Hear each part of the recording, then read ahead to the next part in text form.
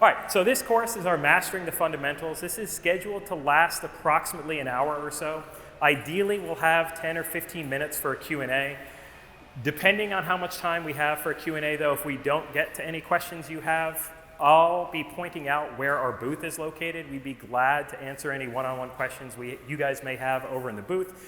So the scope of this session, this is meant to provide new or inexperienced users of ForeFlight with an overview of the toolkit that's available to you in ForeFlight. I'm not going to go through every single detail, every single feature available in the app. I'm really going to introduce you to what you can do in ForeFlight. Our goal here is to present this information to you, and then as I'm speaking, as you're following along, hopefully you see something that is very applicable to you, that interests you, or you just want to learn more about. Then you'll come see us in the booth, and we'll be able to give you a one-on-one detailed demonstration of what that is. You're welcome to follow along with me if you have your device. I may be going a little quickly for you to follow along. I also don't know how reliable the Wi-Fi is, so I can't guarantee you're going to have access to everything on your device. You're welcome to try, though. Worst case scenario, it doesn't work. So again, this is not necessarily intended for users who have been using ForeFlight for a long time and consider themselves experts or something approaching an expert on the app. We do have a later presentation later today at 1 p.m. here, right? It's here. We have a later presentation at 1 p.m. here that we call Power Users. So if you're already familiar with the app and you don't want to sit through me talking about it for an hour and 15 minutes, you're welcome to leave. I told the last group, I taught high school for 12 years, so I have thick skin. I'm not going to be offended if you get up and leave in the middle of my presentation. So if what I'm saying is not applicable to you, you won't hurt my feelings. You won't hurt my feelings if you leave. So I am Jeremy Lippard. I'm an education content specialist here at ForeFlight. Part of my job is preparing and giving seminars like these. So what is ForeFlight? ForeFlight Mobile is an integrated flight app that gives pilots all of the essentials for VFR or IFR route planning, flight filing, flying, and then post-flight logging and tracking. We've been offering the most high-performing aviation app to our users since 2007. We provide fanatical pilot support, and we've been the #1 selling aviation app since 2010. ForeFlight Mobile is available on the App Store, and it runs on the iPad or the iPhone. The core functionality of the devices, the iPad and iPhone with ForeFlight, is identical. There's some visual differences depending on which one you're using.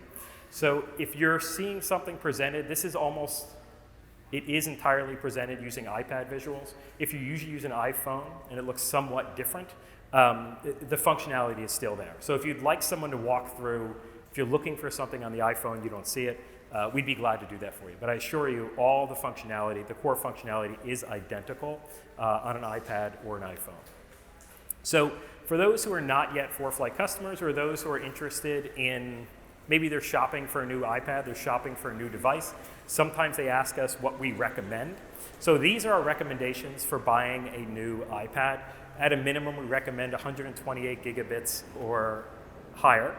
We recommend you purchase an iPad with Wi-Fi and cellular capability.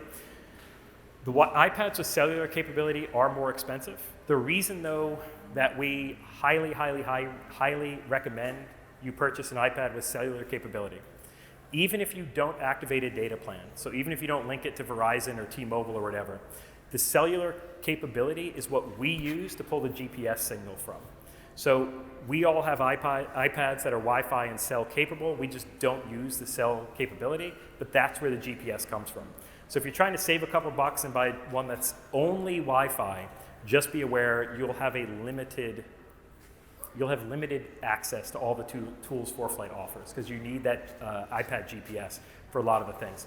And again, we recommend an 11-inch iPad Pro, an iPad Air 5th generation, or an iPad Mini 6. If you'd like to see a more detailed breakdown of our recommendations, or if you're interested in what the minimums are, if you find our buying guide, foreflight.com/buying guide, you'll be able to find it. It's a much more detailed breakdown of the minimum hardware requirements to run ForeFlight. So how do you get ForeFlight? Well, you get ForeFlight in the Apple App Store. If you go to the Apple App Store and simply search for ForeFlight, you'll see it listed there. Every time I've searched for it, there's always some odd app listed above it that I guess is paying more for advertising, but it's never related to aviation, but it's always there anyway. Anyway, so if you search for ForeFlight, you'll find that in the App Store. You can also use the App Store to see if your version is up to date. So one of the most common things we find in the booth is when users come up to us and they ask us a question about something in the app, usually something they saw at one of these seminars that they're not seeing. I don't want to say all the time, but oftentimes it's because they haven't updated to the newest version. I'm going to show you what the current version is, but if the simplest way to check this, if you go to the App Store, even if you already have ForeFlight, if you go to the App Store, search for ForeFlight, if your version needs to be updated, you will see this update right there, and you can just tap that and we'll update to the current version. I'll show you where you can check within the app as well. So if you are already using the app, within the app, if you tap on the More button is on the lower right-hand corner here. If you tap on the More button, then tap on About, you'll see what version you're using. The current version is 15.6.1. So if you want to have access to all the updated features, all the updated functionality, make sure you have that newest version. So I mentioned that I was going to talk about the different subscription tiers available to ForeFlight users. ForeFlight is divided into 3 different subscription tiers. Certain features are available only to Pro and Performance Plus customers. As I go through this presentation, I'll demarcate which features are for Pro, which features are for Performance. You'll see a color-coded bug at the top. If you're curious about a more detailed breakdown, it's also at the foreflight.com/buying guide. You'll be able to find a more detailed breakdown of that. So this is our basic level. This is $10 a month. It's billed annually, so it's $120 a year. This includes all your essentials. This is everything you need for planning a flight, flying a flight, and post-flight logging. Our most popular tier is Pro Plus. Pro Plus is $20 a month. It's billed annually, so it's $240 a year, if my math is correct. This includes everything in the basic plan, plus you get some things like plates on maps, a hazard advisor, synthetic vision, and there's more features as well. And then finally, our Performance Plus tier. This is $30 a month, billed annually, so it's $360 a year. This includes everything in the lower tiers, plus pre-built aircraft performance profiles, an airport 3D view, pre-departure clearance, takeoff and landing performance analysis, and a lot more. Again, if you want to see a detailed breakdown of all this, go to foreflight.com/buying guide. You'll see a comparison. We also have hard copies of that buying guide over in the booth. So if you're interested in upgrading or really just want to see if it's worth upgrading, come by the booth. At a minimum, we'll give you the hard copy of the buying guide. You can see for yourself the specific features that are available. Okay, so again, this is our ForeFlight Fundamentals course. So we're going to start with the most basic interaction in the app, and that is how do you get around? So how do you navigate within the app? So getting around the app is very simple. ForeFlight can also be used in both portrait mode or landscape mode. So right now we're looking at portrait mode. This really varies with how you use it based on how your cockpit's set up, what your personal preferences are, etc. When I fly, I use it exclusively in portrait mode, but that's really just based on the restrictions of my cockpit and how I choose to use the iPad when I fly. It works just as well in landscape mode. So the exact same information is presented. If we're paying very close attention, you may have noticed a slight difference when I switch from portrait to landscape mode. And seen here side by side, that difference is a little more obvious. On the bottom of the screen, where our navigation toolbar is, we can see there's actually more buttons available in the landscape view than there are buttons on the portrait view. That doesn't mean those functions are not available. It just takes another button tap or two to access those functions. The biggest difference, and this is why I chose this to kind of show this difference. If you notice in the left-hand side on the landscape, we have a list of airports, and these are my recent airports here. That list is absent on the right-hand side.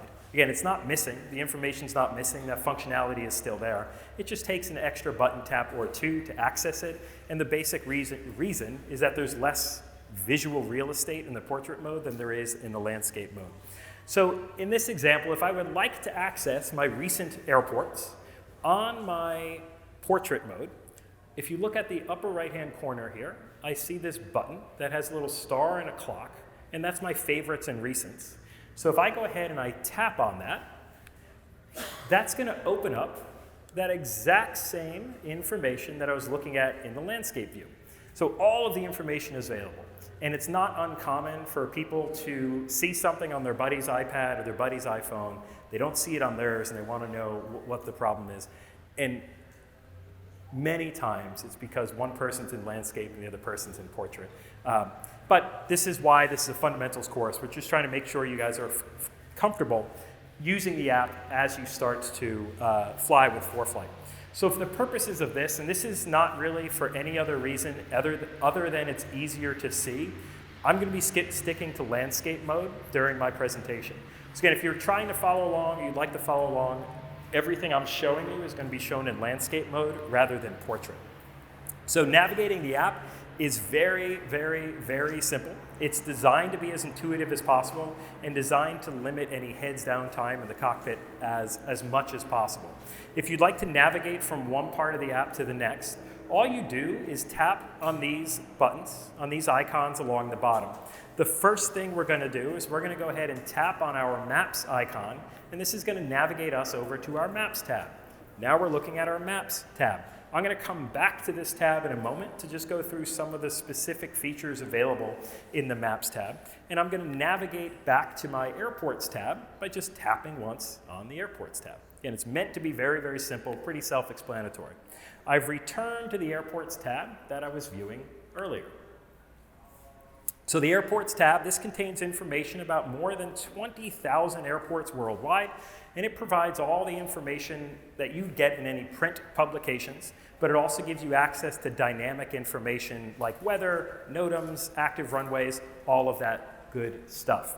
So the layout of the Airports tab is designed to give you easy access to the most important and relevant information. So for each of these tabs, I'm going to walk through how it's laid out, just so you can see where that information is available. On the left-hand side of the screen, I already highlighted this earlier, this is where we can see our Airports tab sidebar. In the sidebar, we can view our favorite airports, our recent airports. This recent airport should be pretty self-explanatory. Favorite airports are airports that you add. So for most people, if they have a home airport, they're going to add that to their favorites list. It's just easier to filter out when you have a list of favorites. To the right of that Recents tab, we have a Maps and Flights tab. What that's going to do is if you're planning a flight on the map, then navigate to the Airports tab, it'll pull the airports that are already in that flight plan on the map. It will do the same thing if you're planning a flight in the Flights tab. Navigate back to the Airports tab, it'll pull that information about what airports you're looking at. And then lastly, on the upper right of the Airports sidebar, we have the Browse button. What the Browse button allows you to do is access an alphabetical list. In the United States, it's going to be by state, alphabetical list by state of all the airports available to you. To the right of that, along the top, we have our Airports tab toolbar. This is broken down into our Favorites button. The Favorites button is just a star there. If you tap on that Favorites button, you've added an airport to your favorites list. You can see on my example here, I have my home airport is my only favorited airport. You can add as many or as few as you like. I'm going to assume most people would probably add their home airport, just so they always have that information. To the right of that, you'll see a search bar. The search bar you can use to find an airport based on its ICAO identifier or its common name. All you need to do to open up and use the search bar is simply click into that field, or tap into that field. Once you tap on that search bar, your pop-up keypad will open up on the iPad or on the iPhone. And you can directly type in either the ICAO identifier, you could type in the city name. It's actually really flexible if you don't know exactly what you're looking for. That's also where the Browse tool comes in handy too. But in this example, I just typed in the ICAO identifier for JFK, and you'll see in my search results, the first one to pop up was exactly what I was looking for, JFK International, New York. So once you type in an airport in that search bar, if you see the result you like, you just go ahead and tap on that. And now we are looking at the airport I just searched for. You'll also notice that this has been added to my recents because I'm looking at it right now. So now I'm viewing JFK International Airport. So continuing along the toolbar on the top, we have our pin button. And if you were to tap that pin button, this will display, if you were to tap that pin button, this will display this airport in the Maps tab. So if this is the airport you're looking at and you just want to see where it is in the map, just tap that pin button. You'll be navigated over to the Maps tab, and you'll be able to view this airport in the Maps tab.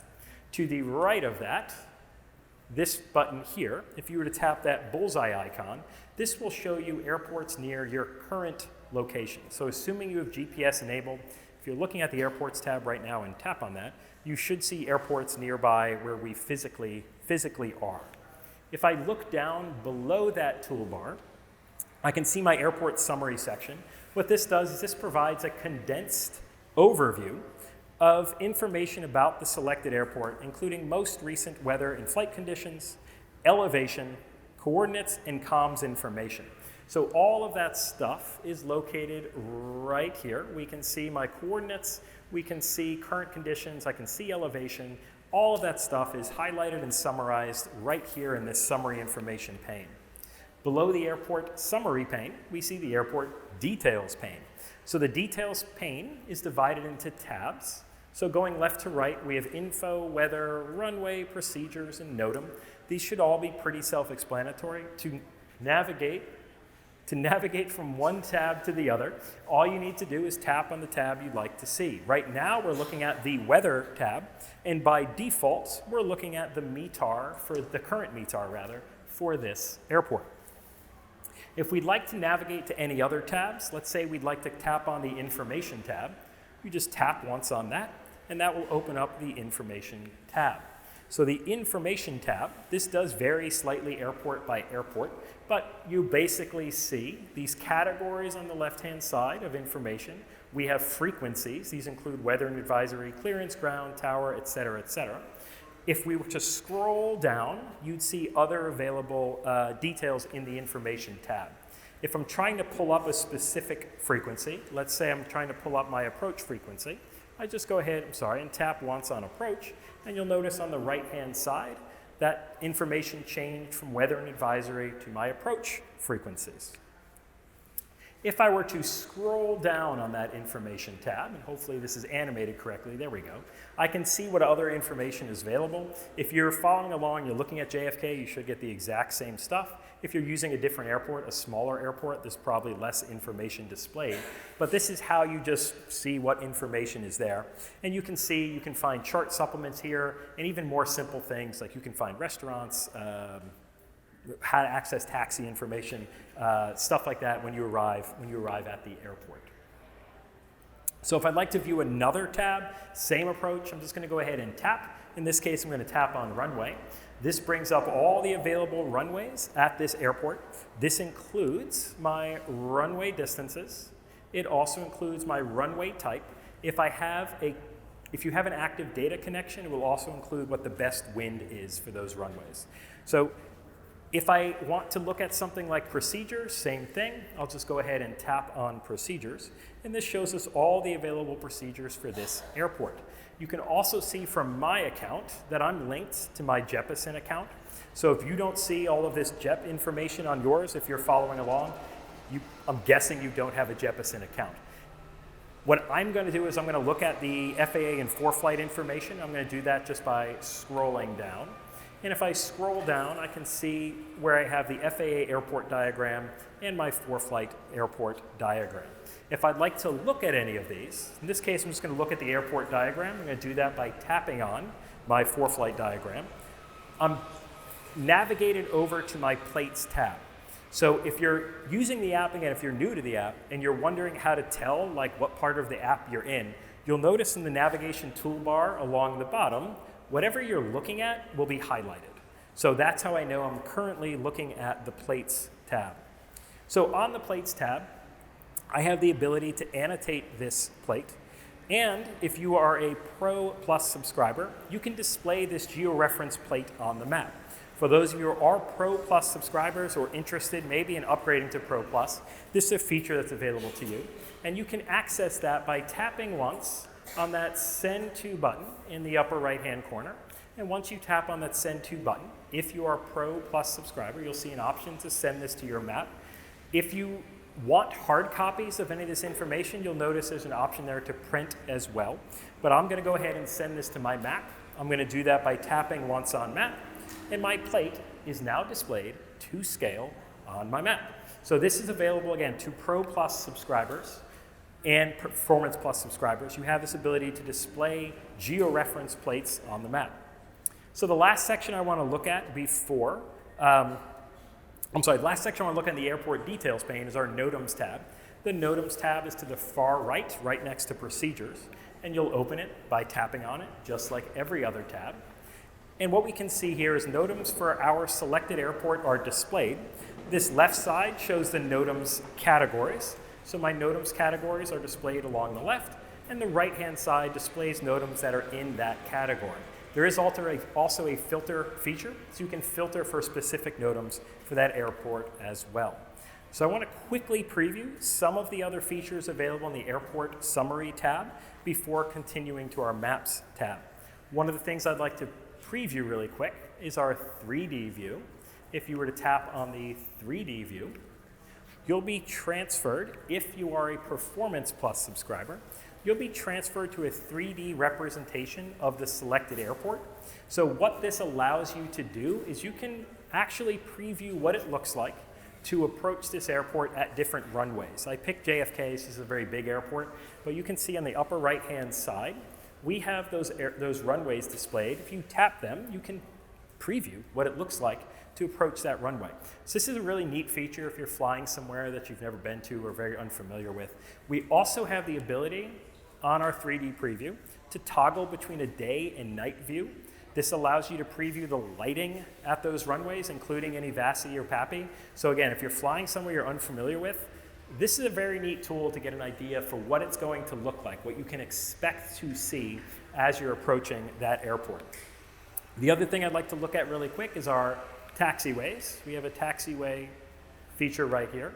If you were to tap on the taxiways button, you'll see an FAA or JEP diagram, depending on what your subscription is, in the Plates tab. And this is similar to what I just pulled up a moment ago. If we tap on the FBOs button right up there, if we tap on the FBOs button, this brings up a list of FBOs at the airport we're viewing. This includes phone numbers, fuel prices, where they're available. So right now we can see we are receiving fuel prices from this FBO.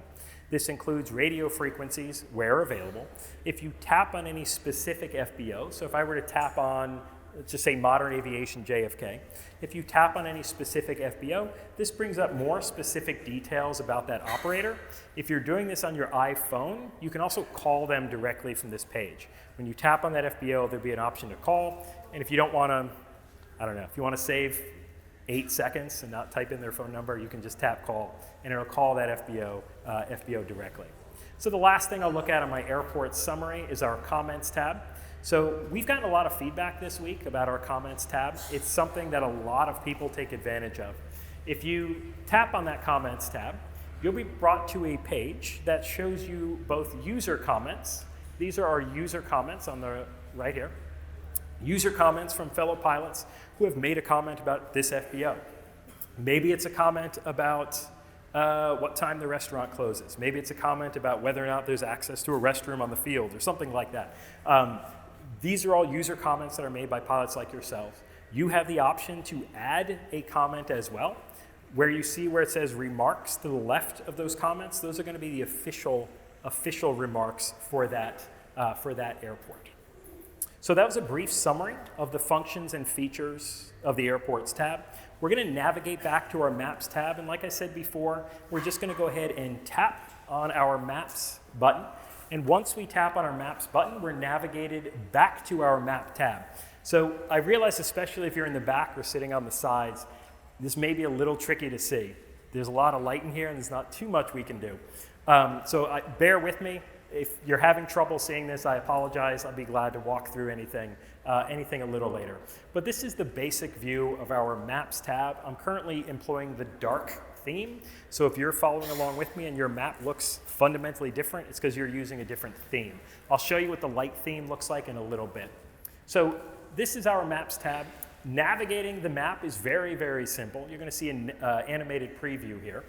As you use a finger, you can pan around the map. You can pinch to zoom in, pinch to zoom out. As you zoom in, you'll see we have more data populate the map. It gets more and more detailed the more and more you zoom in. You can customize this somewhat. I'll show you in a moment where you can declutter this map if some of this information is not useful to you. We're going to zoom all the way into Osh, and you'll notice the runway is actually just going to be, the runways rather, are going to be displayed.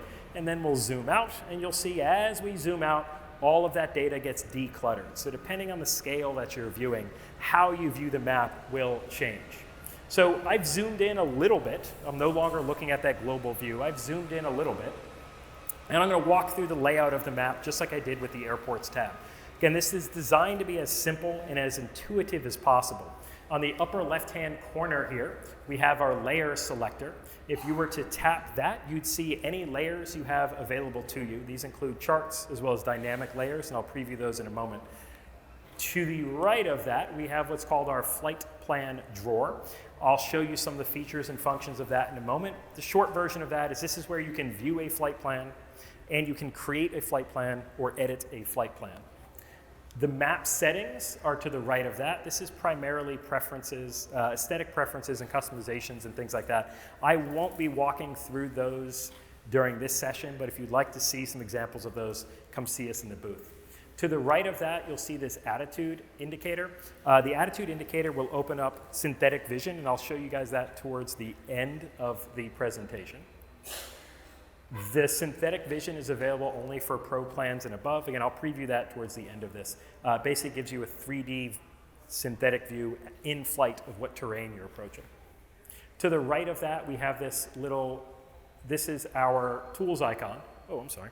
The tools icon allows you to display tools along the bottom of the map. And this is designed so you can get some aviation information while you're looking at the Maps tab and trying to eliminate having to look around the cockpit too much. To the right of that, we have our Favorites and Recents button. We saw the Favorites and Recents button in our Airports tab as well. What it does on the Maps tab is if you have routes that you've flown recently or routes that you've saved as favorite routes, if you're always flying the same handful of routes, you can tap that and just automatically load those onto the map and not have to do anything from scratch. On the right-hand side, just like with our Airports tab, we have a universal search bar. The universal search bar, I use the word universal because it is universal. You can pretty much search for anything here. You can search for an ICAO code, you can search for a city name, you can type in a street address. The search results will vary based on what you type in, but you can pretty much search for anything. And then to the right of that, we have that bullseye icon. Again, if you tap that button, the map will recenter on whatever your current location is. So on the bottom left of the screen, depending on what you are currently looking at, you may see more options here, and I'll show you how you can do that in just a moment. But these are the tools available to us here. The top tool is our annotation tool. That allows us to draw on the map. If you've ever used the annotation tool before and you can't get rid of the markings, there is an erase button. There's a clear button. Thomas pointed out once that we were at a show and like several people walked up with their iPads with scribblings all over everything because they didn't know how to get rid of them. If you need us to walk you through that, it's pretty simple. I didn't actually put it in here, but I'll walk you through guys that after this if you'd like. Below that is the user waypoints button. You can tap that and create user waypoints. Immediately below that, where you see this record feature, this allows you to manually enable a track log for your flight. The track logs do record automatically, but you can disable that function and record them manually. I use the manual feature, and the reason is because the way the algorithm works for the auto start and auto stop is depending on where you're flying, you may get false positives. So for me, the airport I fly out of, you can actually drive very quickly and be relatively close to the runway. So I believe the algorithm is like 40 knots near a runway, and it counts it as a takeoff. So sometimes I'm just driving nearby and I'll get a false recording. So I disabled that and I do it manually, and I just added it to my pre-flight checklist. If you use the checklist feature in ForeFlight and didn't know, you can customize those. You can add items, take items away. So I have it as part of my pre-flight one. Yesterday there was a user who had false positive issues, and for him, it was sensing it told him he was taking off at a heliport, but he wasn't flying a helicopter. And I was trying to explain to him, just do it manually. It's going to keep getting that false positive because they're too close together. So that's the basic overview of our Maps tab. We're going to look at some of the functions here about how we can actually use our map. We've got a pretty good understanding. The first thing we're going to look at here is our layer selector. So the layer selector is available to you in the upper left-hand corner. If you tap on that, you'll see a pull-down menu with all the charts and all the dynamic layers available to you. If you're following along, yours should look very different than mine. It should be much shorter. The reason is because I'm a ForeFlight employee. I have access to every region. I'm assuming you guys aren't paying for every region just for funsies, so you probably don't have Australia and Europe and all that stuff. If you do, more power to you. But I'm going to guess that your list is much shorter than mine.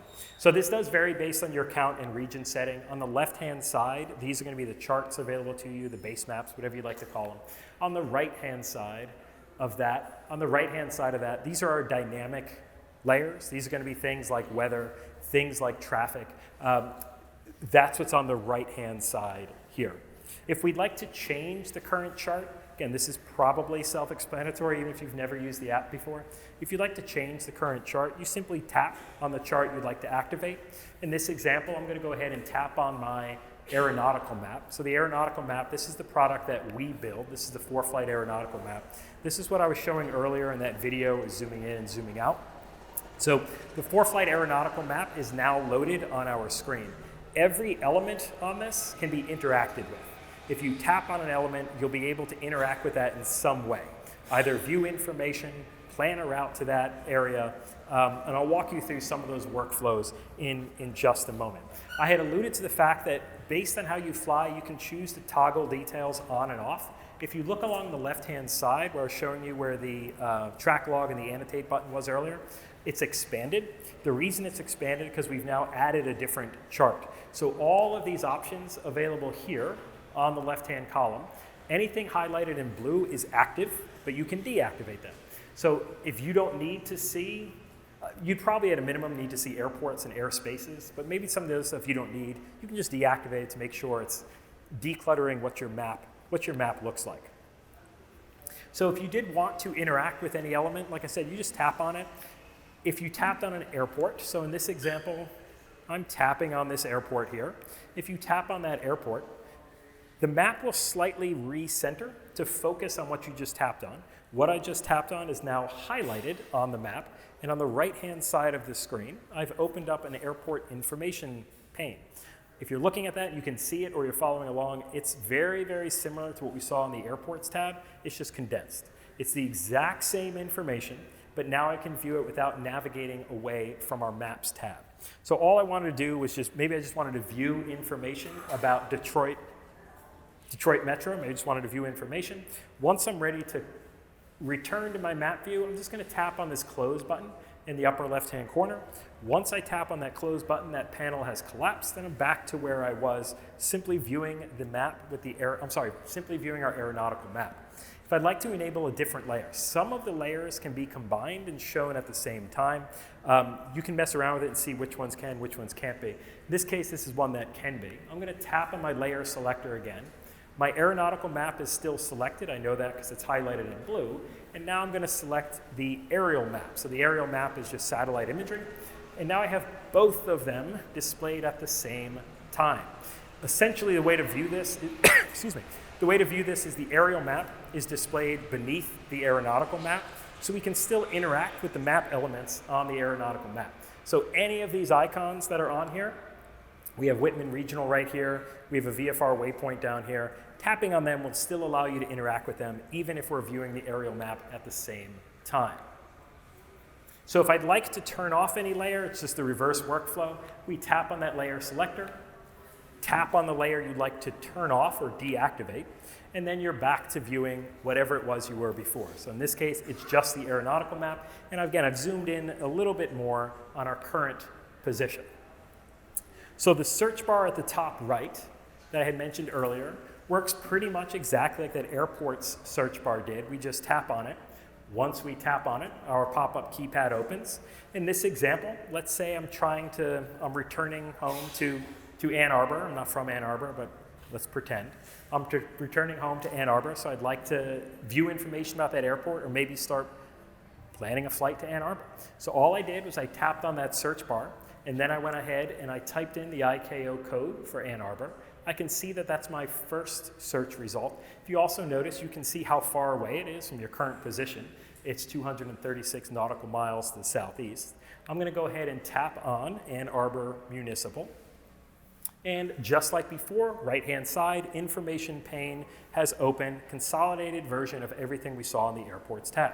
So let's say I'm going to fly to Ann Arbor. I say, yes, this is my home now. I'm going to fly home to Ann Arbor. The simplest way to do that from this workflow is you're going to tap on Direct To. And once I tap on Direct To, what ForeFlight is going to do is, this is very literal. It creates a direct route from your current position to wherever it is you selected Direct To. So now on my map, I see I've created a route from my current position to Ann Arbor. Now this is maybe not as obvious as it should be, but my current position is not necessarily expressed as being at this airport. It's going to be expressed as lat long. So if I'm interested in things like procedures and clearances, I should probably use an airport for routing, not my lat long. And I'm going to be able to see that by tapping on my flight plan drawer. I'll see what this current route is. I know what my destination is, but I can see my departure is my literal current location. It's my latitude, longitudes. This probably isn't the best for flight planning, at least before I've departed. I probably want to change that to an airport. So in ForeFlight, one of the things that's great about it, but does sometimes confuse people, is there's a million ways to do every workflow. And we design it that way so that however you choose to fly, whatever workflow is best for you works. So in this case, all I did, I tapped on Ann Arbor, I tapped on Direct To, I got this route, current location, over to Ann Arbor, but that really doesn't make a ton of sense if I'm going to file a flight plan. So what I'm going to do is just tap on my location. That's an individual route element. It's interactable. I'm going to tap on that. I see a little pull-down menu appears. This pull-down menu will allow me to show this on the map, create a Direct To, which wouldn't make any sense because it's where I'm standing. I could remove this from my route, and you can see some of the other options here: replace, insert before, insert after. What I'm going to do is just replace this. So I'm going to tap on Replace. And then I'm going to use my pop-up keypad. I'm going to replace those coordinates with an airport. Again, this makes sense for planning a flight. I'm just going to type in the ICAO identifier for this airport. Then I'm going to tap on Replace. And now I have that direct route between two airports. I have a departure airport, I have a destination airport. I basically have a flight plan created. If you tap anywhere in that drawer, any of the blank space, this will bring up a pop-up keypad, and you can use this to enter in an airport code as well. So this is another way to do the exact same thing I did using the map if you didn't want to use the map. So you can just type into if you have a blank flight plan drawer, just tap into it. You can type in KOSH space, KARB space, and you'll get that exact same routing.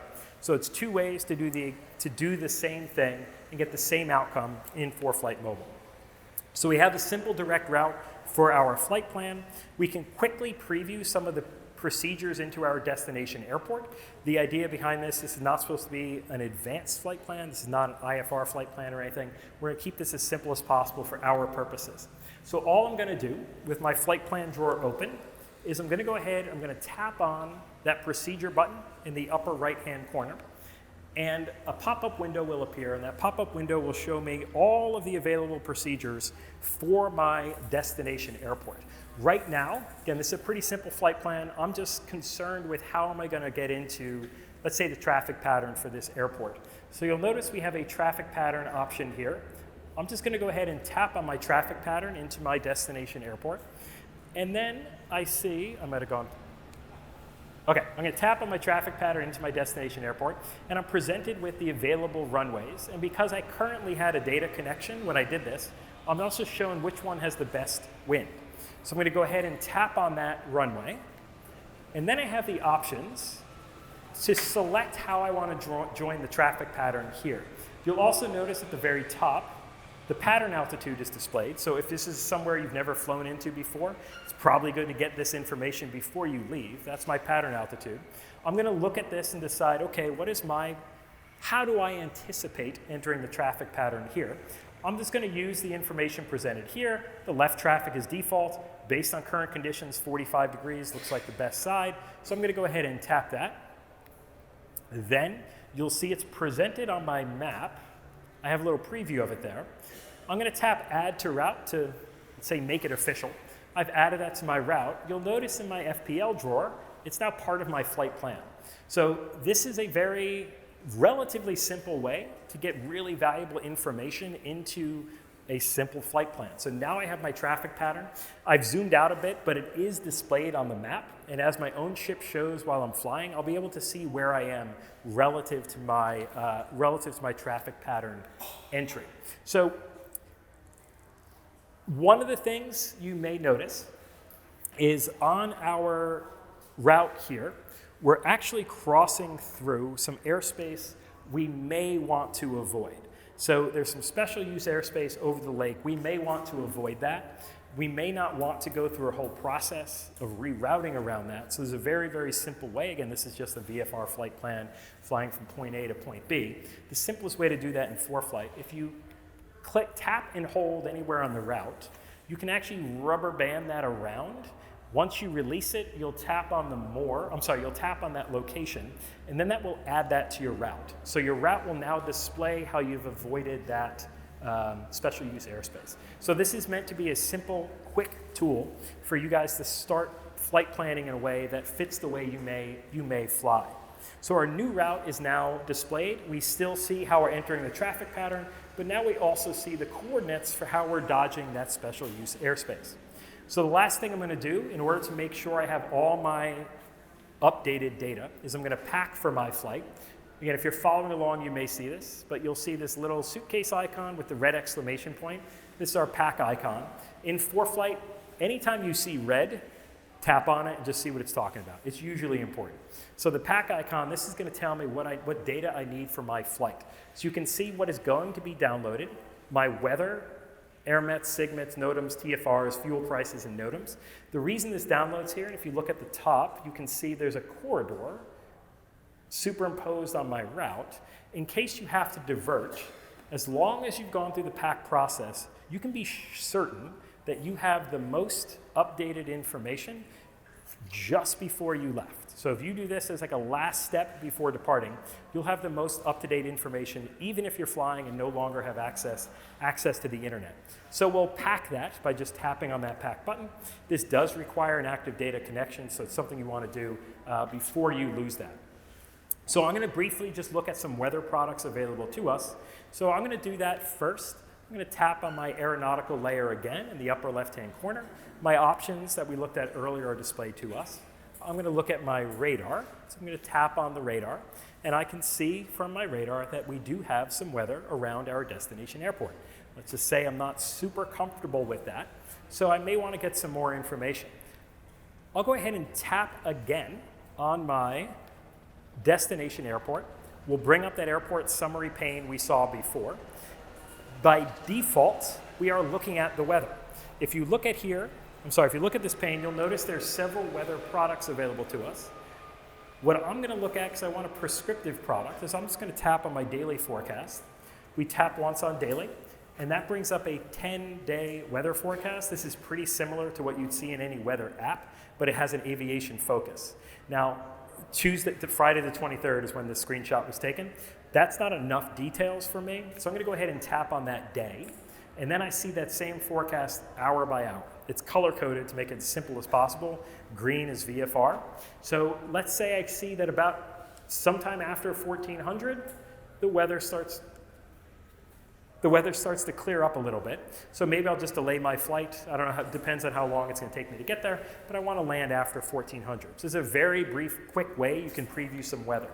I'm back on my map, and what we're doing now is this is a simulation. I didn't fly this, but let's pretend we're flying to Ann Arbor. We're at this point here on our route, and we see that that weather is still there. And I've decided I'm not comfortable with this. I need to land somewhere else until this weather clears. So I showed you a couple different ways you could create a route. This is how quickly you can do this while you're in the aircraft. So we could use the search bar again. we could use the search bar to find an airport and do a direct to there. Or, and this is going to be a video, it's going to go very quick. This is meant to show you how quickly you can do this. You can tap on an airport and just add that as direct to. And you're going to get a direct to route. Okay, there it is. You're going to get a direct to route once I tap on that airport and then tap on direct to. You'll also notice, because I'm within 20 nautical miles, I even get an alert telling me what the ATIS is. So I can use that immediately to start turning my radio to make sure I get the current ATIS information for that airport. So you can see how quickly I was able to both plan a route, fly the route, and then divert to a location based on weather. I think that took me all of 6 minutes to show that. So we're going to run through some of these other tabs. I'm hoping to knock this out in about 11, 12 minutes, so we have some time for questions. The plates tab we already looked at before. You'll notice the map behind me now looks a little different. I've changed my theme to a light theme. Before we were viewing the dark theme. And I'm also looking at a different route here. I'm on my map. I'm looking from Rockford north to Osh. That's the route I'm looking at. I'm going to navigate over to my plates tab simply by tapping on the plates button along the bottom. Right now, because the idea here is we haven't really done anything in ForeFlight yet, I don't have any information displayed. I'm going to assume most of you guys will have information displayed. So I'm going to go ahead and tap on my binders button on the upper left-hand corner. And what this will display is any binders I've already created and give me the opportunity to create new binders. If you'd like to create a custom binder, which is, let's just say random plates in it, you can do that by tapping on where it says add other binder. What we're going to do is add a flight binder for our flight from Rockford to Osh. So we'll tap on where it says add flight binder. And what ForeFlight will do is show you a pop-up. That pop-up will say, where do you want to add the flight binder from? Do you want to add it from the map? Because on the map, this is the route we were viewing. Or would you like to load something from flights? You can see this was the flight I had loaded in flights. Or you can add an empty binder and just customize it. We want to see the plates from Rockford into Osh, so we'll tap on add from maps. And this is the exact same thing we viewed earlier. It's just a different plate. So this is our plates view. I'm going to walk through this layout pretty quickly. You'll notice along the bottom here that I am also displaying certain tools, certain instruments as I'm flying. And this is meant to maximize situational awareness while you're looking at the plates tab and head down. So you still have some aviation information while you're flying. So the basic setup here, right now I'm looking at an airport diagram for Rockford. That's what's displayed here. I know that's displayed because that's what's highlighted in blue. If I'd like to view some of the approaches into Osh, I'm just going to go ahead and tap on the approach button for that airport, and all the approaches are displayed. You can view as many as you like. So everything here with the radial button is selectable. Again, I have this linked to a Jeppesen account, so you may or may not see. If you don't have a Jeppesen account, you won't see the Jep stuff. So I'm going to go ahead and select the localizer approach for runway 18, and I'll do that by tapping on it. And now that's displayed on my plates tab. You can also see my own ship is depicted on there. So you can see where you are on that approach plate and how you're proceeding along that procedure. You can load as many procedures as you like. You can also use the annotation tool, which is this pencil icon. If you tap on that, you can just make an annotation. And once we've made an annotation, if I am a pro or performance subscriber, I have the ability to send this back to my map. I'll tap on that button. We saw this earlier. I'll tap on map, and my georeference plate with my annotation and my own ship is now displayed on the map. So this is how the plates tab works. This is, again, something in our pro or performance plans. So before we move to our next section, if you haven't looked at this yet, this is something I encourage you to do so, especially if you're staying for the rest of the week. We're going to look at the airport diagram for here in Osh, and I'll do that by tapping on my airport diagram right here. And that's going to open up, well, I'll select the ForeFlight diagram, and then I'm going to select the ForeFlight diagram, and that's going to open up the airport diagram for here. If I send that to my plate, and again, if you're a Pro Plus subscriber and haven't done this yet, it's kind of neat.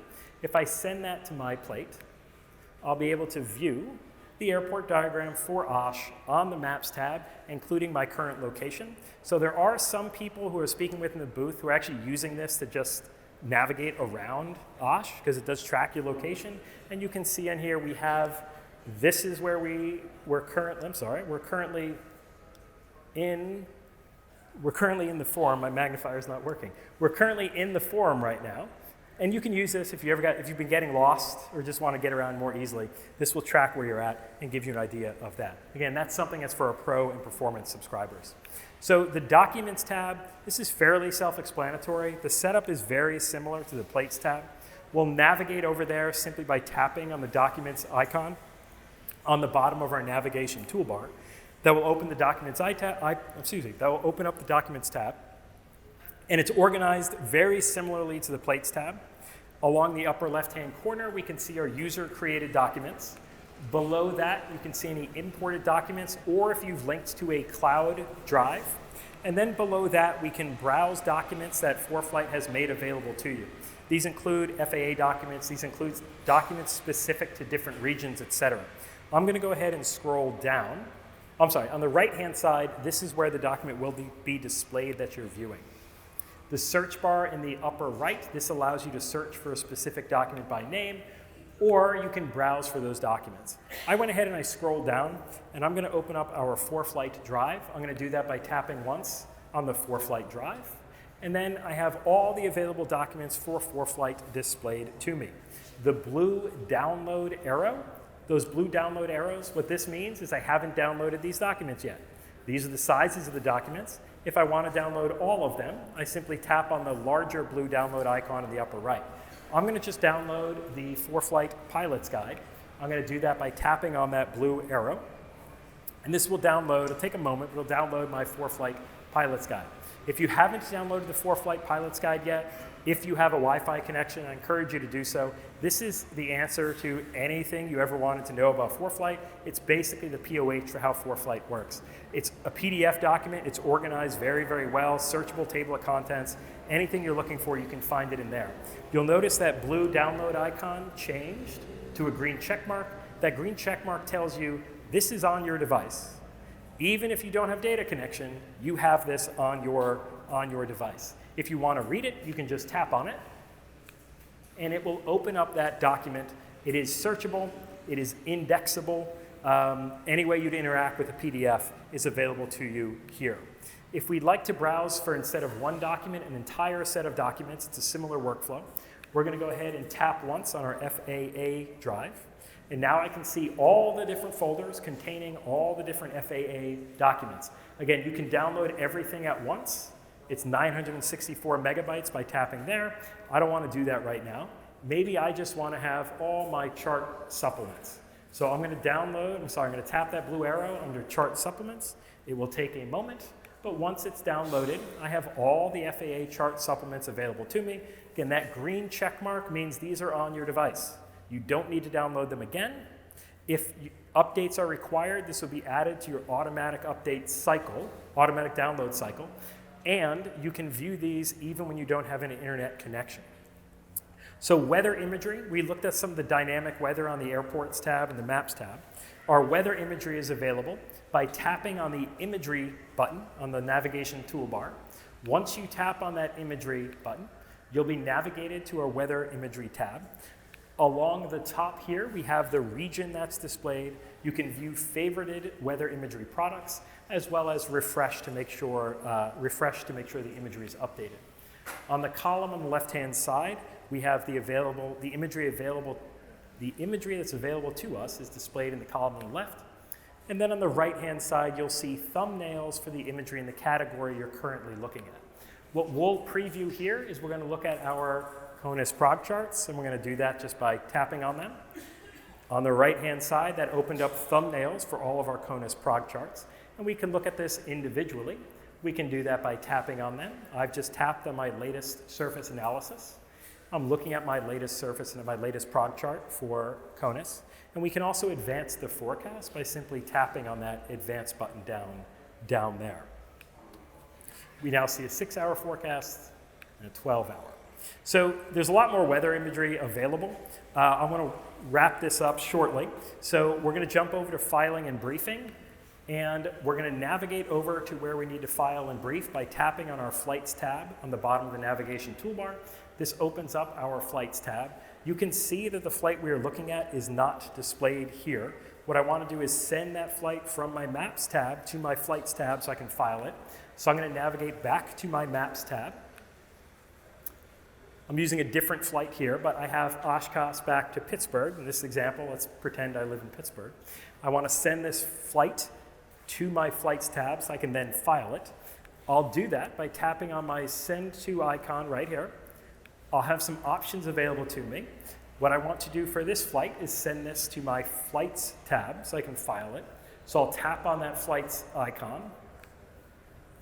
And now I can see that that flight I was just viewing on my map is visible and displayed on my Flights tab. When you're looking at the Flights tab on the left-hand side, when you're looking at the Flights tab on the left-hand side, you can see current, recent flights, upcoming flights are displayed there. Along the top, you have flight summary information. This includes the distance, ETE, estimated fuel burn, etc. Below that, we have our departure and destination airports listed. Below that, we have my aircraft, my selected aircraft listed, as well as a performance profile. And if I scroll down farther, I can see my route and current weather on the map as well. If you're a Performance Plus subscriber, you can access our integrated weight and balance tool. This allows me to adjust cargo and passengers for an individual flight, and then preview that might affect my CG and my weight and balance, etc. So to do that, I'm going to tap once on this on this imbalance indicator right here, and this is going to navigate me over to the weight and balance tab. I can make edits here, and this will dynamically change. The weight and balance of my flight for this flight. Again, this is something available to our Performance Plan subscribers. If I want to navigate back to my flight because I'm ready to file, all my information is correct, I'm going to tap on that button up there to return to my flight. The last thing I need to do before I file is I need to receive a weather briefing. I'm going to do that by tapping on my briefing button, and this will open up an official full pre-flight weather briefing. On the left-hand side, you can see the table of contents of what's included, and you can just use your finger to scroll through and read that briefing. So we've planned a route, we've received our weather briefing, we did our weight and balance. We're going to return to our main flight's view by tapping on the back button, and now we're ready to file. We're going to do that by tapping once on Proceed to File. A confirmation window will appear where you can verify that all that information is correct. And when you're ready to go, you're just going to go ahead and tap on File. Once you've tapped that, you'll receive a notification that your flight plan was accepted. You'll receive a notification if it was declined as well. So a couple more features I'm going to breeze through as quickly as possible. Our scratch pad feature. This button is also available in the bottom of the navigation toolbar. We'll go ahead and tap on scratch pad. The scratch pad allows you to basically provide you templates to take aviation notes without using a pen and paper. So I'm going to tap on new scratch pad to see what templates are available to me, and I can see which templates I have available to me. For this example, I'm just going to use my ATIS template. So I'm going to go ahead and tap on ATIS, and we can see a blank ATIS template has shown up in my scratch pad. And you can use your finger or a stylus or whatever to take notes on here. You can see my handwriting is gorgeous, and I went ahead and I took ATIS information for an airport. You can do this before you depart. Obviously, you can do this en route if you need to record this information. I mentioned earlier about you can customize your checklists. The checklists are available in another button along the navigation toolbar. Just go ahead and tap on checklists. That will open up the checklist tool. Right now, I don't have any checklists selected. Any checklists you've already loaded will be presented on the left-hand side there. If you tap on that plus icon on the upper right of the left-hand toolbar, this will allow you to use the filter tool to search for an aircraft where you can find checklists for your aircraft. When viewing a checklist, you do have the option to customize these. You can delete items, add items, reorder items, whatever works for you. You can see that on my starting engine checklist, I've added that I've enabled my track log because I use the manual track log feature. But you can customize this as much as you like. If you'd like us to demonstrate this in detail, we'd be glad to do that. All right, so one of the last things I'd like to cover, but one of the most important, is how to ensure that your device is updated with the most current data. It's actually very simple to do so, but I want to make sure I cover this. When you log in or open up ForeFlight, the very first thing you should do is just look down in the bottom right-hand corner. If you see a red bubble, a red badge, a red icon with a number, you're not up to date, and you need to be up to date. To make sure you are up to date, just tap on that More button. In the slide-in information window that appears, you'll notice at the very top, we have a button that reads Download, and it's red 82. That's not good. That means we have 82 things that are outdated on our device. To make sure you're updated, just go ahead and tap on that Downloads button. You'll see a pop-up list saying, what is it you need to download? Green check mark means good to go. Blue arrow means you need to download this. You can download items individually, or you can just download everything by tapping Downloads. You do need to have an active internet connection. If you're doing this on your iPhone and has cell connection, you can do it that way. You probably want to do this on Wi-Fi though. So we're just going to go ahead and tap on Download. Once it's finished, I know I'm up to date. The reason I know I'm up to date is I'm seeing green across the board. My download arrow is grayed out, and that warning is gone. So I know I'm up to date. This should be part of your pre-flight checklist. And there's a lot more. So we're running short on time. So I'm going to blaze through a couple other features, and then we should have a few minutes for questions and answers. The track log is a tool that's available to all subscribers as part of a package of post-flight tools. All users can record, store, share track logs, and you can use this to update your logbook as well. Speaking of logbook, you can use ForeFlight to maintain a digital logbook. If you're a flight instructor or a flight student, you can use this to get signatures from CFIs as well. Again, if you'd like to see that demonstrated, we'd be glad to do that for you. ForeFlight has recently acquired CloudAhoy. So CloudAhoy is a post-flight debriefing tool which will effectively score you for your flight and let you know how well you did. One of the show specials we have, if you picked up one of those cards, is 3 months free of CloudAhoy. I encourage you all to take advantage of that. If you'd like to see a demonstration, we are having one on the 27th. We're having one in here, or if you visit us over in the Boeing Pavilion, we'd be glad to walk you through it. We also push live intelligent alerts to pilots mid-flight. These include 500 feet AGL alerts, runway proximity alerts, final approach alerts, and others. All users have access to a glide advisor. The glide advisor will take your GPS altitude, wind condition, OEM specifications, and display on the map your glide distance. Pro and Performance Plus subscribers can also view live traffic breadcrumbs when connected to an ADS-B or a FLARM receiver for up to 30 minutes. Pro plans and above also have access to synthetic vision. Here you can see the synthetic vision in action with the glide advisor, how those two things interact with one another. So if you typically are flying over hazardous terrain, this may be something that you might want to consider upgrading to Pro for. Pro and Performance Plus subscribers also have access to a hazard advisor. This is just a photo, but this is also a dynamic layer too. Profile view is available for Pro and Performance Plus subscribers. This allows you to see a cross-section of your flight, including terrain and airspace that you might pass through. Performance Plus subscribers have access to a 3D route preview. I showed you the 3D airport preview earlier. You can also view a 3D route preview. All of you have access to ForeFlight on the web. Your ForeFlight subscription gives you access to ForeFlight on 3 devices, 1 iPad, 2 iPhones. You can also access it on any browser. It's plan.foreflight.com. You can do a lot of your pre-flight stuff on the web if that's more comfortable to you. As a reminder, our booth has moved. We're not in Hangar C. We're in the Boeing Pavilion. It's that way, near the big planes. Come inside and see us. The other thing we'd like to mention, come by for a sneak preview of ForeFlight on the Apple Watch. This is going to be available for all subscribers and is coming soon. I can't tell you when it's coming, but it's coming soon. We do have demonstrations if you'd like to see one over in the booth. We also have lots of other ways to learn more. I showed you how to download the pilot's guide. If you go to foreflight.com/videos, you can find all the videos of seminars like these. You can go to blog.foreflight.com. We have a monthly newsletter. And lastly, if you have any issues at all, be it an account issue or something in the app you're not sure how to get done, email us at team@foreflight.com. The pilot support team is fanatical about making sure they solve your problem as quickly as possible. And I went through those last ones pretty quickly, but we do have some time for Q&A. We have, looks like 5 minutes. If we don't get to you, I encourage you to come see us over in the booth. We may have some time off to the side after I'm done, but we do have to hoof it over to the AOPA. Anyone have a question? Yes, sir. You said that we can put on 3 devices. Are those devices our choice? You said something about... So the question was you can have 3 devices. So you can have iPad, 2 iPhones, but you're asking, what do you mean by your choice? What if I want to put on 3 iPads? There's a limit to that. I don't remember what it is. 2 iPads, 1 iPhone, or 1 iPad and 2 iPhones. You can't do 3 iPads in there. I don't want to, but... Okay. We answer your question? Yes. Cool. Any other questions? Yes, sir.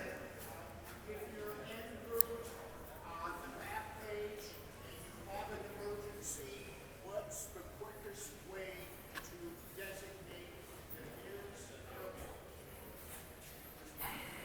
Tap and hold? That one's the way that I do it. Yeah. Okay. So probably the quickest way, assuming you don't know what airport you want to go to, you just want the nearest one. Anywhere on the map, so you can see I'm moving this around, if we were to tap and hold, we can see a list of nearby airports. If you look at the bottom here, we can filter. All I did was tap and held in that spot on the map north of KEAU, and I can filter all details, just airports, nav, waypoints. Tap and hold, tap on airports, and they're filtered by distance from where I tapped. Any other questions? Yes, sir. Do you get alerts if you create a flight plan that goes into TFR or MOA? The question was, do you get alerts if you create a flight plan that goes through a TFR or MOA? Yes? Okay, there you go. Yes.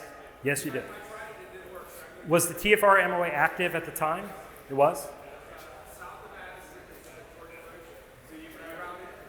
So you won't get it if it was active when you planned it. You can see that along your route. If a TFR appears along your route after you filed, then you will get a notification about it. You've already done your planning, then we'll warn you about a TFR. But we don't have a warning for a TFR along your route while you're planning. That's the TFR layer to look at and make sure you're not flying through any special use airspace. So, like, I would expect to see it in the log file. So it should be available in the profile view, and I have to play around with that one, because other special use airspace is. And then as you were flying along, those dynamic live alerts, those also would appear to show if you were going into a TFR. It'll give you a warning about 5 miles out that you're going to be going into a TFR. Yeah, come by the booth if you want to go and see some of that. Yeah. We have time for maybe one more question. Okay. All right, everyone, thank you for joining us. We're going to hoof it over to the AOPA tent where I'm going to do first flight with ForeFlight. Otherwise, come see us in the booth and enjoy the rest of your week at Osh.